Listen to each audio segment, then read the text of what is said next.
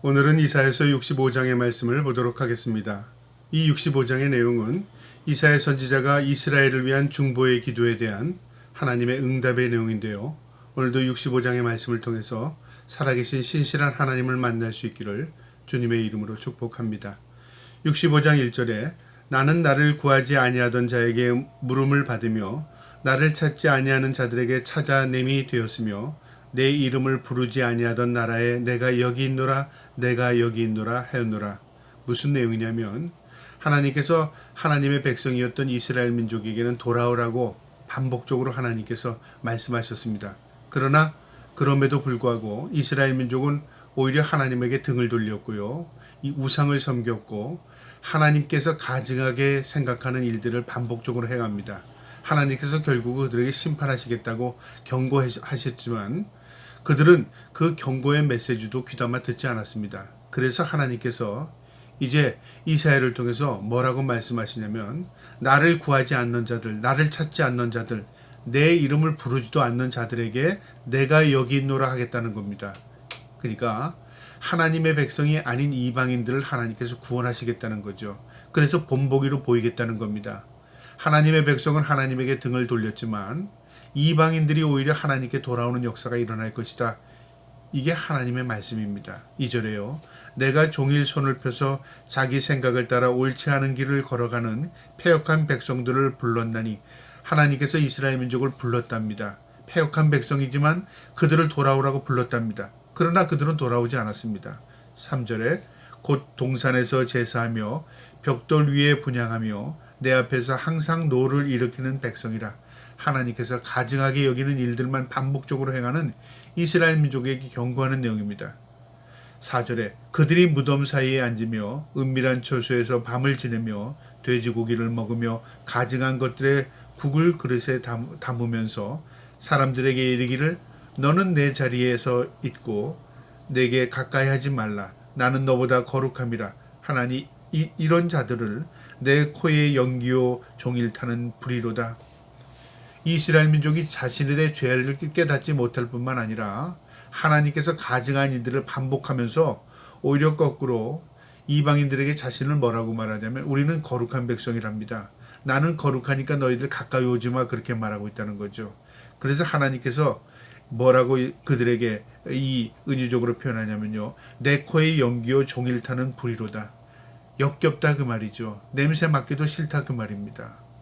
하나님의 백성임에도 불구하고 하나님이 역겨운 삶을 살아가는 의 그리스도인들의 모습을 보고 하나님은 어떻게 말하시겠습니까? 바로 이 본문의 말씀입니다. 너희들은 내 코에 연기요 종일 타는 불의로다. 역겨운 존재다. 그렇게 표현하지 않겠습니까? 그래서 우리가 어떻게 살아가느냐는 하나님께 어떻게 우리가 보여지는가 그것도 생각해야 합니다.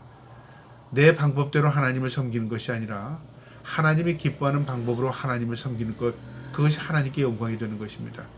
오늘 이 말씀을 우리의 마음에 두고요. 우리가 하나님의 백성으로서 어떻게 살아야 할 것인가를 깨달을 수 있는 저와 여러분 되기를 축복합니다. 6절에 보라 이것이 내 앞에 기록되니 내가 잠잠하니 아니하고 반드시 보응하되 그들이 품에 보응하리라. 하나님께서 보응하신다. 너희의 죄악 잘못을 내가 그대로 갚아주겠다는 겁니다. 7절에 너희의 죄악과 너희 조상들의 죄악은 한 가지니 그들이 산 위에서 분향하며 작은 산 위에서 나를 능욕하였음이라. 그러므로 내가 먼저 그들의 행위를 헤아리고 그들의 품에 보응하리라. 여호와의 말씀이니라. 너희는 너희의 잘못만이 아니라 너희 조상들이 반복했던 그 실수, 그 죄악, 그 잘못들을 그대로 행하고 있다 그 말이죠. 그래서 하나님께서 너희 조상들에게 하나님께서 보응했던 것들처럼 너희도 그 보응을 받게 될 것이다 그 말이죠. 그래서 은혜라는 것은 하나님께 우리의 죄를 고백하고 하나님께 돌아서는 것입니다. 그게 회개입니다. 입술로만 하나님 내가 잘못했어요. 그리고 반복한다면 그건 회개가 아니죠. 회개는 돌이키는 것입니다.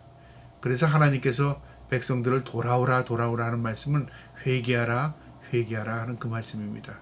저와 여러분이 우리의 죄악 가운데 하나님과 우리의 관계가 멀어졌다면요. 그 죄를 돌이키고 회개함을 통하여 하나님께 관계를 회복할 수 있기를 축복합니다. 8절에요.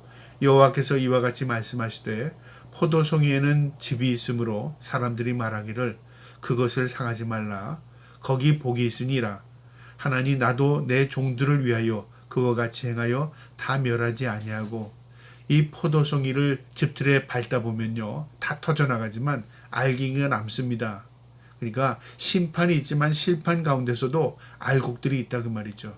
그것 하나님이 아십니다. 그래서 그들을 밟지 말랍니다. 그리고 다 멸하지 않겠다는 거죠. 그러니까 신학의 성경의 사상은요, 남은 자들, 하나님께서 남겨둔 자들이 있다 그 말이죠.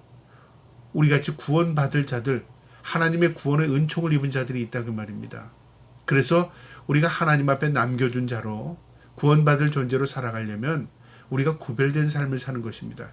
세상이 다 타락하고 악해질지라도 우리가 그 세상 가운데 구별된 삶을 살아갈 때 하나님 앞에 거룩한 존재로 살 수 있는 것입니다. 10절에요. 9절에 내가 야곱에게서 씨를 내며 유다에게서 나의 산들을 기업으로 얻은 자들을 내리니 내가 택한 자가 이 기업을 얻을 것이요 나의 종들이 거기에 살 것이라. 하나님께서 유다 백성 가운데서도요, 내가 택한 자가 있답니다. 나의 종들이랍니다. 그러니까 구원은 전적인 하나님의 은혜지만 그 구원받은 백성은 반드시 열매, 거룩, 하나님이 기뻐하는 것을 가지고 있습니다. 그러니까 하나님이 기뻐하는 삶을 살아갈 때 우리가 그 열매로 하나님께 영광을 돌리고요, 하나님께서 우리를 보시고 하나님께서 구별해 나가시는 겁니다. 그러니까 그게 은혜 받은 자의 삶입니다. 10절에 샤론은 양떼의 우리가 되었고 아골 골짜기는 소떼가 눕는 곳이 되어 나를 찾는 내 백성이 소유가 되려니와. 샤론의 샤론, 그 다음에 아골 골짜기, 이 모든 것이 회복이 되어 양떼 소떼가 눕는 곳, 초원이 된다 그 말이죠. 회복을 노래하는 겁니다. 11절에 오직 나 여호와를 버리며 나의 성산을 잊고 가색에 상을 베풀며 무니에게 썩은 술을 가득히 붓는 너희여, 우상 숭배하는 자들이여 그 말이죠. 우상 숭배하는 너희들은 12절에 내가 너희를 칼에 붙일 것인즉 다 구부리고 죽임을 당하리니 이는 내가 불러도 너희가 대답하지 아니하며 내가 말하여도 듣지 아니하고 나의 눈에 악을 행하였으며 내가 즐겨하지 아니하는 일을 택하였음이라. 하나님께서 그와 반대로 하나님께 죽임을 당한 심판당한 존재는 하나님께서 칼에 붙인답니다. 그들을 심판하신다 그 말이죠. 그리고 그 이유가 뭐냐면 내가 말을 해도 너희가 듣지 않았다. 그리고 내가 보는 앞에서 악을 행했다. 그리고 내가 즐거워하지 않는 일들은 너는 그것을 즐거워했다 그 말이죠. 하나님의 뜻대로 살지 않았다 그 말이죠. 13절에 그러므로 주 여호와께서 이와 같이 말씀하시느니라. 보라 나의 종들은 먹을 것이로되 너희는 줄일 것이라. 보라 나의 종들은 마실 것이로되 너희는 갈할 것이니라. 보라 나의 종들은 기뻐할 것이로되 너희는 수치를 당하리라. 나의 종들은 이렇게 되지만 너희는 이렇게 된다. 무슨 의미냐면요, 구별하겠다 그 말이죠. 너희는 고통을 당하나 그들은 기뻐할 것이고, 너희는 굶주릴 것이나 그들은 먹을 것이고, 너희는 수치를 당할 것이나 그들은 하나님의 은혜로 기뻐할 것이다 그 말이죠. 그러니까 하나님께서 다르게 대하겠다 그 말이죠. 너희는 심판받으나 그들은 심판받으나 너희는 하나님께서 회복하겠다. 그러니까 하나님의 구별이 있다 그 말이죠. 보라 나의 종들은 마음이 즐거움으로 노래할 것이로되 너희는 마음의 슬픔으로 울며 심령이 상함으로 통곡할 것이며. 이처럼 너희의 죄악 너희의 잘못으로 인하여 너희가 울고 슬퍼하고 통곡하게 될 것이다 그 말입니다. 15절에 또 너희가 남겨놓은 이름은 내가 택한 자의 저주거리가 될 것이니라. 주 여호와 내가 너를 죽이고 내 종들을 다른 이름으로 부르리라. 이제 하나님께서 너희와 관계를 끊겠다 그 말이죠. 무서운 말씀입니다. 우리가 하나님의 자녀로서 하나님의 뜻대로 살면 은혜와 은총을 입지만 우리가 하나님이 미워하는 가증스러운 일들을 행하고 위선적인 삶을 살고 또한 하나님의 뜻대로 살지 않는다면 하나님과의 관계를 끊겠다 그 말입니다. 16절에 이러므로 땅에서 자기를 위하여 복을 구하는 자는 진리의 하나님을 향하여 복을 구할 것이요 땅에서 맹세하는 자는 진리의 하나님으로 맹세하리니 이는 이 전 환난이 잊혀졌고 내 눈앞에 숨겨졌습니다. 결론의 말씀이 뭐냐면요, 바로 땅에서 복을 받는 것, 우리의 삶의 윤택하고 복이 되는 모든 것들은 하나님으로부터 온다 그 말이죠. 하나님께 구하고 하나님께 맹세하는 것, 하나님으로부터 받게 된다 그 말이죠. 그러니까 하나님의 관계가, 하나님과 우리의 관계가 그만큼 중요하다 그 말이죠. 우리가 이 땅에서 아무리 잘 되려고 발버둥 쳐도요, 하나님과의 관계가 막히게 되면 엉클어집니다. 그러나 우리가 하나님의 뜻 가운데 하나님과의 관계를 회복하면요, 막혔던 것도 회복되는 역사가 일어납니다. 그 은혜를 경험할 수 있기를 축복합니다. 그 다음에 17절부터 25절을 보겠는데요. 이 17절부터의 내용은 요한계시록 21장의 내용은 마지막 때 새하늘과 새 땅의 모습을 그대로 말씀하고 있습니다. 사도 요한과 이 이사야는 700년의 차이를 두고 태어난 사람입니다. 그러나 내용이 똑같습니다. 이것은 무엇을 상징하고 의미하냐면 바로 하나님의 말씀은 시대를 초월한다는 것입니다.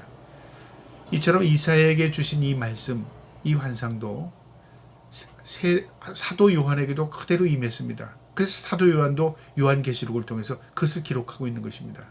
한번 이 말씀을 보면요.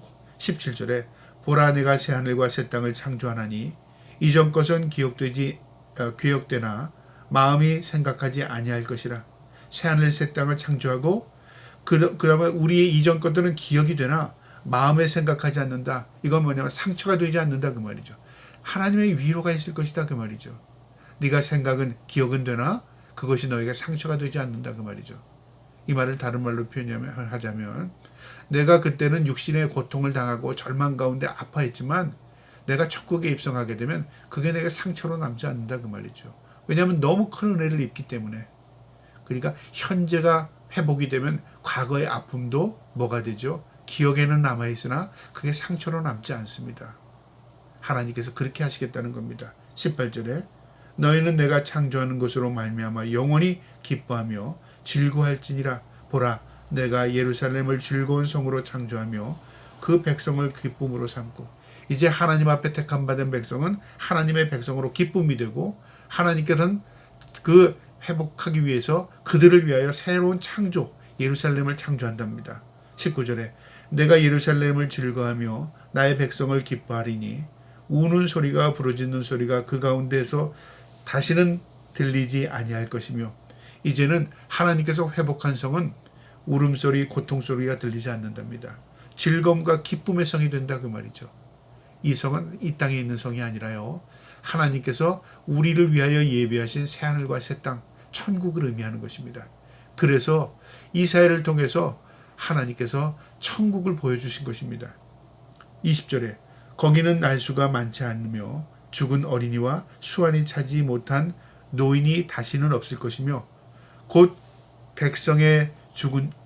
백세의 죽은 자를 젊은이라 하겠고 백세가 못되어 죽은 자는 저주받은 자니라. 상징적인 의미인데요.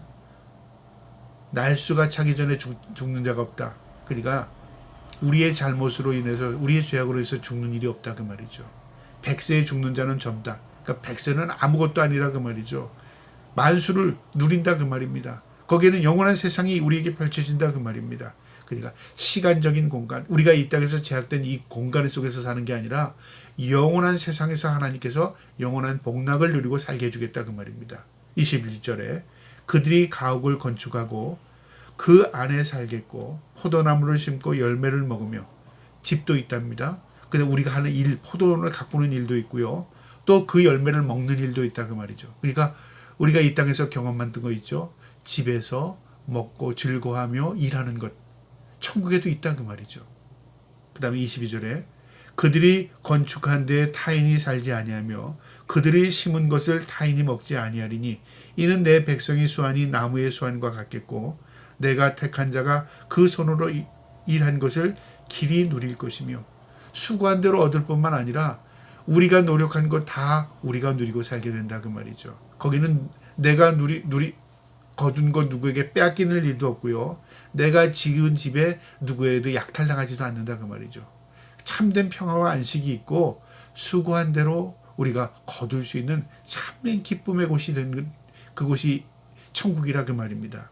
23절에 그들의 수고가 헛되지 않겠고 그들이 생산한 것이 재난을 당하지 아니하리니 그들은 여호와의 복된 자의 자손이요 그들의 후손도 그들과 같을 것입니다. 이 땅에서는 재난이라는 게 있습니다. 환란이 있습니다. 그래서 농사를 짓게 되면 폭풍이 지나가거나 해일이 일거나 또는 폭우가 쏟아지면 한 해의 농사는 그 재난으로 인해서 다 망가지게 됩니다. 그러나 천국은 그런 일이 없다 그 말이죠. 천국은 영원한 복이 지속되는 것이랍니다. 자자손손 복을 받는 곳이라 그 말이죠. 그래서 우리가 소망을 하늘에 두고 사는 이유는요. 이 땅의 것은 소멸되기 때문에 그렇습니다. 하늘의 것은 영원하기 때문에 그렇습니다. 24절에 그들이 부르기 전에 내가 응답하겠고 그들의 말을 마치기 전에 내가 될 것이며 부르기 전에 마치기 전에 우리가 기도할 필요 없다 그 말입니다. 하나님이 우리의 모든 마음을 헤아려 주신다 그 말이죠. 그러니까 하나님과 우리의 관계가 완전히 회복되니까 이제는 하나님께서 우리의 마음을 다 헤아려 주셔요. 부족함이 없는 삶을 살게 된다 그 말입니다. 마지막 25절에 이리와 어린 양이 함께 먹을 것이며 사자가 소처럼 즙을 먹을 것이며 뱀은 흙을 양식으로 삼을 것이니 나의 성산에는 해함도 없겠고 상함도 없으리라. 여호와의 말씀이니라. 이 천국의 모형은 특징은요. 이 천국의 특징은 이리와 어린 양이 먹고 사자와 소가 함께하고 뱀이 사람을 해치지 않고요. 모든 자연의 회복을 의미합니다. 이제는 인간을 공격하는 동물도 없고요. 인간이 동물을 두려워하지도 않습니다. 또 우리가 서로 화목하게 지내는 그런 놀라운 땅이 우리에게 펼쳐집니다. 천국은 모든 것이 회복됩니다. 죄악이 소멸되면 모든 것은 회복됩니다. 하나님과 우리의 관계에 막힌 것들이 회복되면 모든 것들이 회복됩니다. 이 말씀을 우리가 마음에 두시고 늘 마음속에 천국을 소망하고 이 땅에 있지만 늘 하나님과 거룩한 백성으로서 구별된 삶을 살아갈 수 있는 저와 여러분 되기를 주님의 이름으로 축복합니다. 아멘.